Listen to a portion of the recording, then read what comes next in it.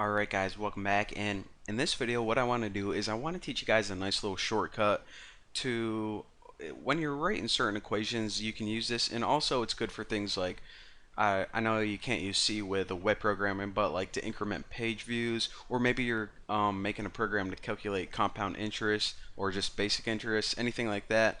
So what it is I'll do it the old-fashioned way, and well, it's not the old-fashioned way, I mean it works, but then I'll show you guys a better way. So say we wanted to calculate views for a website. So we'll put int page views, and might as well just set this to 0 at first, because of course when our website's first created we don't have any views.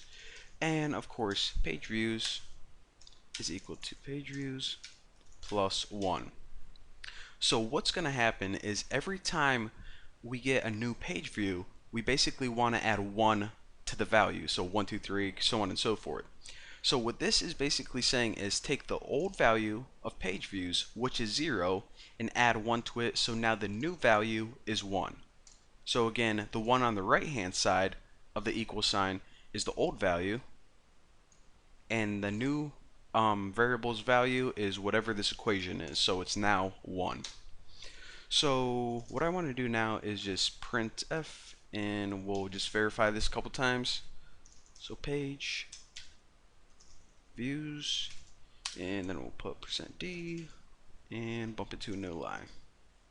And I probably need quotations around that, eh? Wow, I can't freaking type today. Alright, and of course for %d, what do we want to use? Page views. And actually I'll copy this a few times, so it's actually not stupid.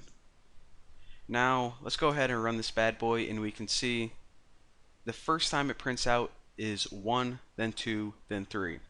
And again, the reason it doesn't start at 0, even though we set it 0, even though we set it equal to 0 up here, that's what I was trying to say, is because it ran this equation and set that equal to 1, and this was the spot where it printed out for the first time.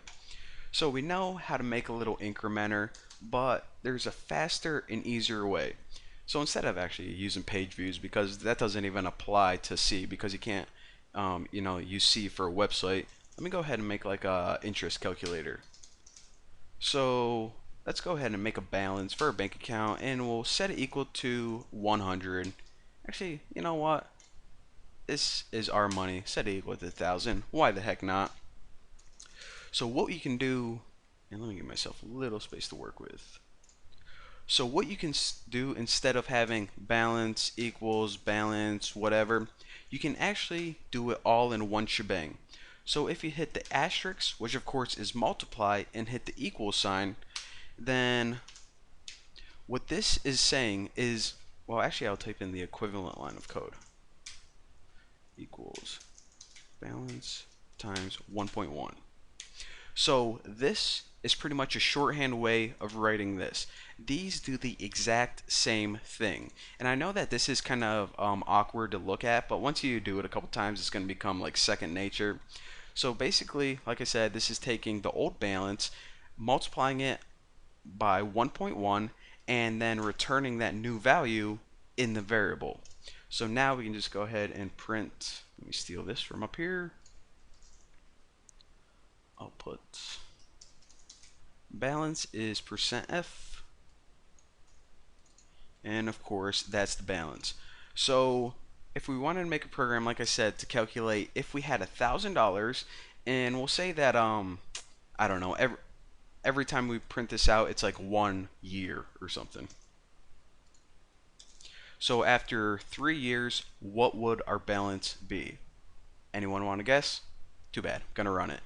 So alright, so after the first year, how much interest did you earn? $100. After the second year, our total amount is 1,210, and after the third year, 1,331. We are becoming rich. How freaking awesome is that? So again, that is a quicker way to do it, and eventually when I talk to you guys about these things called loops, they're pretty cool. I'll show you guys an even faster way to do this. So our skills are just getting more and more efficient. But for now, I think you guys need a break. So I'm going to go ahead and feed Pussycat another bagel, and I'll see you guys in the next tutorial.